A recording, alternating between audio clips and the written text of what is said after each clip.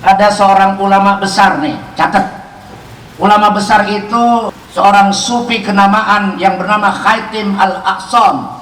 Khatim Al-Aqsam itu seorang ulama besar, seorang ulama tasawuf. Ditanya oleh murid-muridnya, kaifa tahsya'u fi salatika, wahai imam besar, bagaimana cara sholat yang khusyuk? Dia menjawab, dia menjawab, aku mau kabir li sholat. Saya katanya kalau mau sholat, saya konsentrasi. Konsentrasi artinya apa? Hudurul qalbi ma'allah. Hudurul qalbi itu namanya konsentrasi. Hudurul qalbi ma'allah. Konsentrasi artinya ketika dia sholat, usolli fardal asri, bentar lagi asar kan bu? Arba'a raka'atin, 4 rakaat mustaqbilal qiblah, adaan imaman, kalau jadi imam sholat berjamaah, kalau dia makmum adaan, kalau kagak pakai jamaah udah aja adaan lillahi ta'ala, udah Allahu akbar. Ketika dia mau berdiri, wa ukabbir, dan dia mau takbir lissolah, saya konsentrasi. Apa yang pertama? Hudurul qalbi. Apa yang pertama? 1, hadirkan hati. Ya bu, hadirkan hati bu. Ya, ma'allah. Hati kita sudah hadir bersama siapa? Allahu akbar. Apa artinya bu? Allah yang paling besar. Ibu waktu sholat Johor, ada kamu tuh di rumah, assalamualaikum, waalaikumsalam, yang nyaut anaknya, malu mana? Emak gua lagi sholat. Bilangin ya malu, entar habis asar hari Minggu gua ajak kondangan ke Joglo. Jam berapa? Habis asar jam 4. Kata siapa tuh?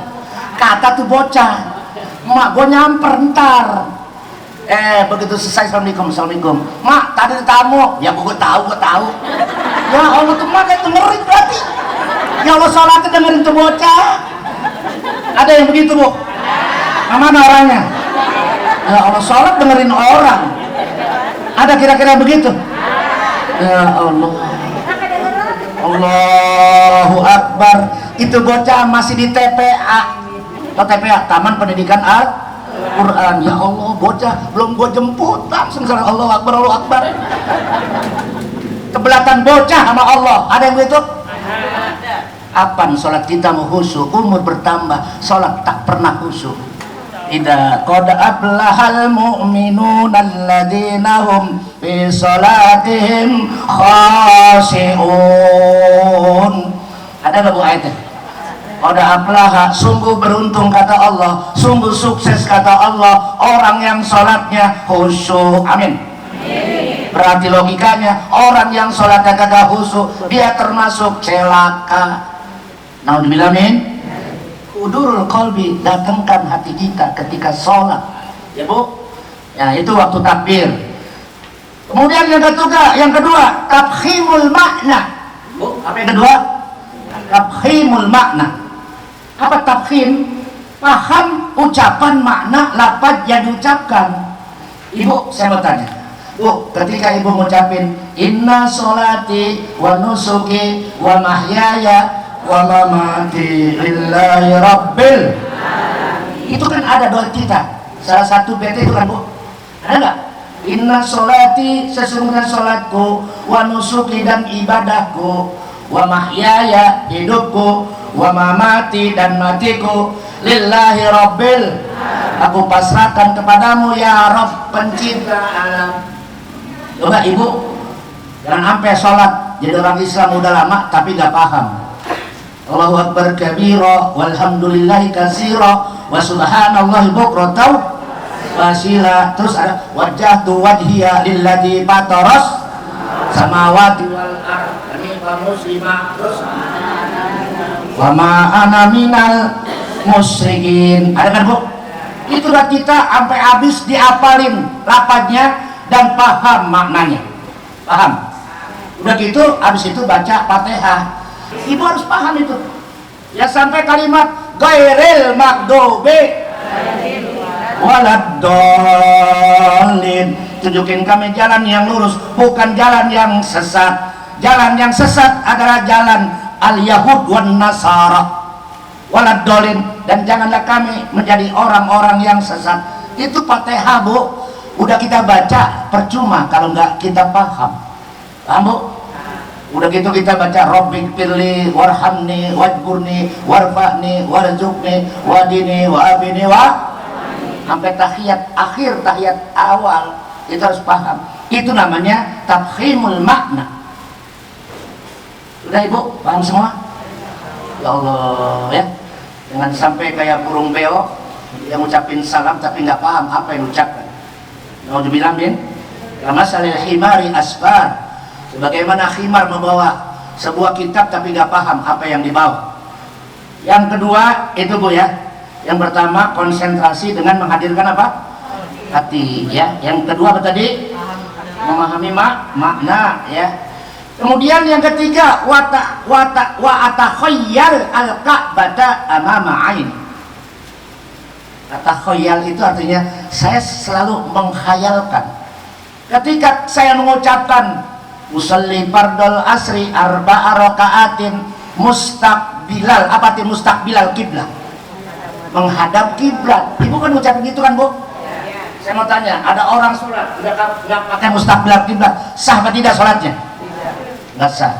Ketika ibu menghadap mustaqbilal kiblat atau khayyal, ibu seakan-akan, Bu, Allahu Akbar, itu seakan-akan Ka'bah amama aini, Ka'bah ada di depan mata saya.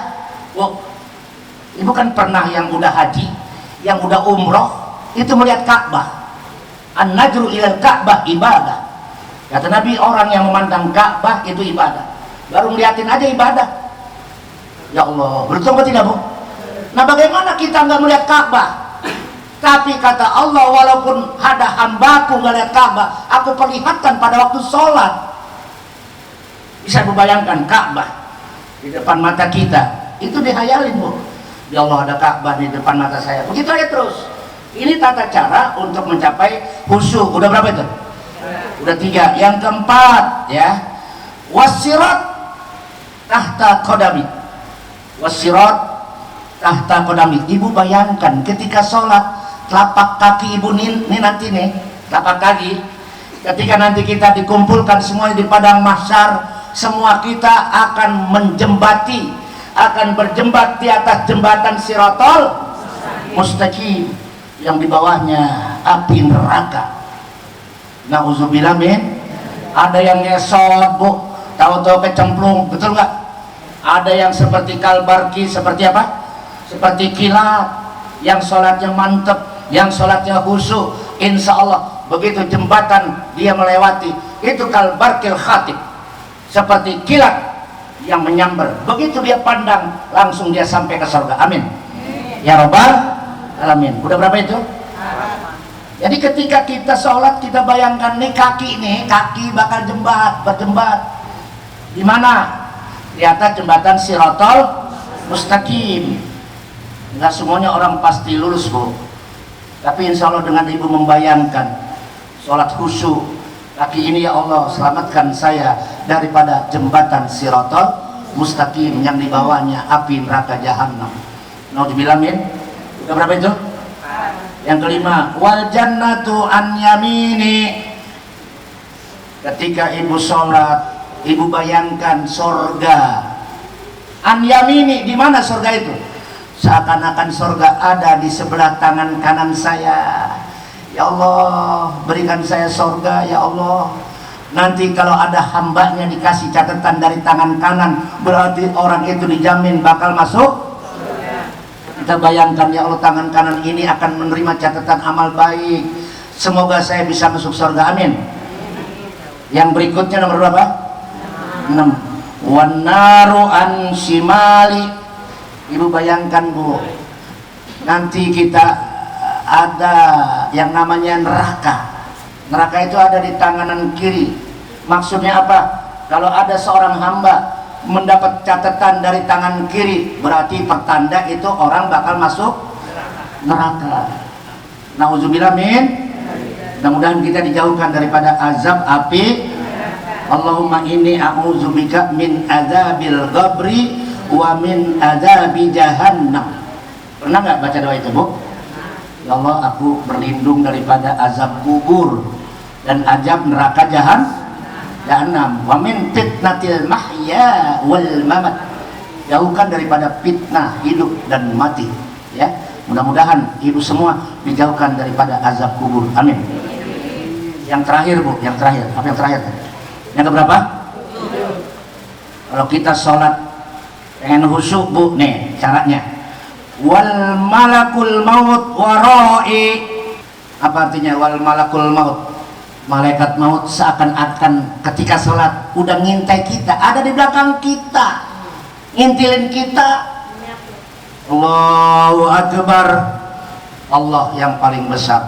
Allahu Akbar, Ka'bah di depan saya.